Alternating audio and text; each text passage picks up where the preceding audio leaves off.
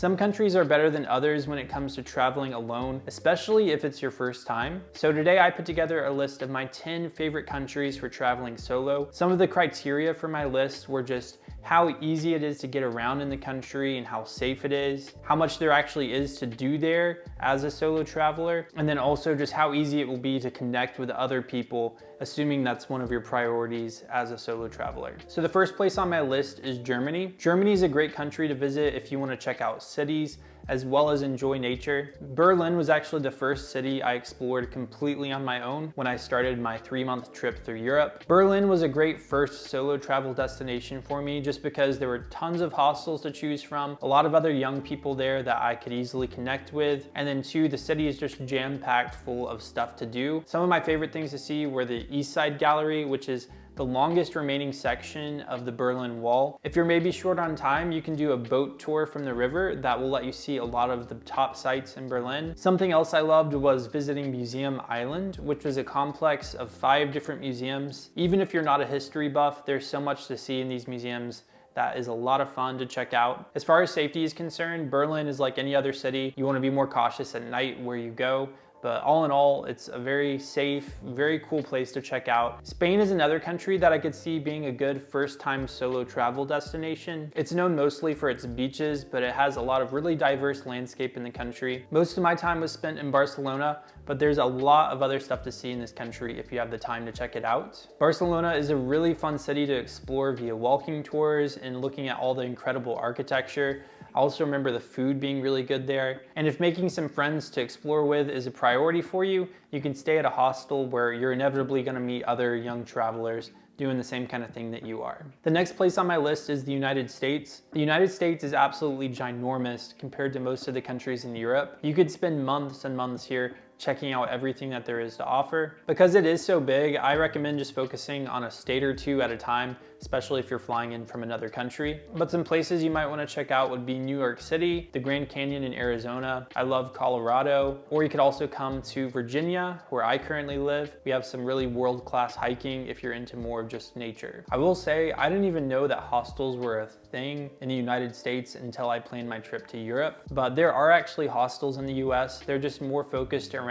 more popular tourist destinations. So like I said, if meeting people is a priority, I would just keep that in mind as far as where you actually go to travel here. Next on my list is the Netherlands. So my favorite places here were Rotterdam and Amsterdam. Amsterdam has to be one of the most beautiful cities that I've ever seen. I just love the canals and then the flower boxes on the bridges. I love that you can ride a bicycle throughout the whole city and explore that way. Amsterdam is known for being more of a party location. And so if you're not interested in that or you're traveling with young children, I would definitely suggest staying at an Airbnb or something as opposed to a hostel. That way you can explore the quieter side of the city, which is definitely my favorite side of Amsterdam. While this list is in no specific order, this next destination would have to be towards the top of my list, and it would be Italy. So if you're pressed for time, Italy is such a great country to travel because there's so much in a close area, so many cool little cities you can check out, all jam-packed in Italy. Of course, you can go visit Rome and Venice, 2 incredibly popular travel destinations. If you want to go to those places, I suggest traveling in the off season if you can. But I also loved Florence when I was in Italy, and I loved Cinque Terre, which was a series of 5 different villages that you can hike between. Something else I love about Italy is just how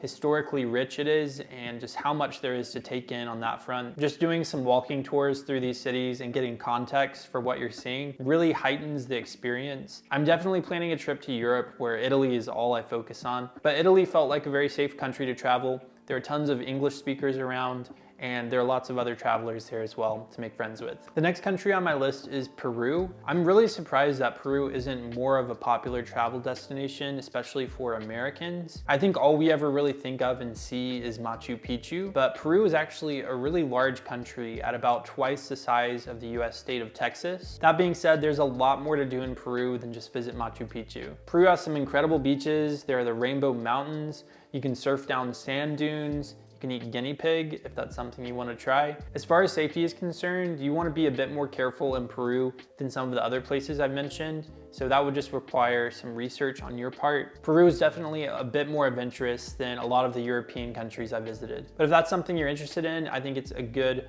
first-time travel destination. The next place on my list would be Austria. If you love beautiful European cities and nature, Austria is a great place to go. Some of my favorite experiences in this country were seeing an opera in Vienna, relaxing in nature in Innsbruck, Austria, or doing a Sound of Music tour in Salzburg. It's a very easy country to get around with lots of English speakers, plenty of hostels to choose from, and then lots of other travelers to connect with. Another place I don't feel like you hear a ton about is Croatia. Croatia is the perfect destination for people who want like a sunny, relaxing vacation. There are thousands of miles of coastline in Croatia, so you can always find somewhere to relax. I spent a lot of my time in Croatia in Split, which is the largest city on the coast, but I love trying the seafood here. I'm not even a big seafood guy, but the stuff there was really, really good. They have a really nice old town section in Split that's fun to explore. And then Croatia is also known for having a lot of ancient Roman ruins that you can explore. If you want to soak in the sun here, you definitely want to go in the summer. But if you go in the shoulder seasons, you'll have a lot fewer people there, just potentially at the expense of the sunny weather. Even though I feel like it's not as popular for travelers from the US,